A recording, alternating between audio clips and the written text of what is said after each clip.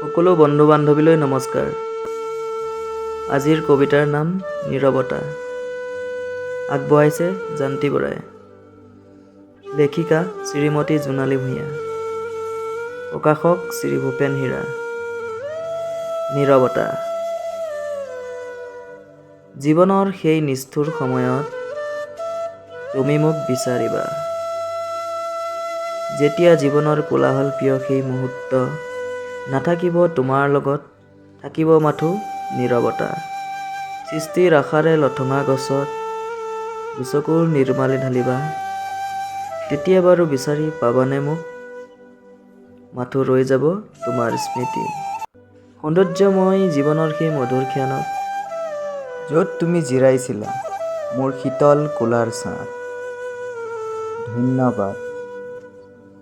ভিডিঅ'টো শ্বেয়াৰ কৰি দিব আৰু চেনেলটো ছাবস্ক্ৰাইব কৰি দিব।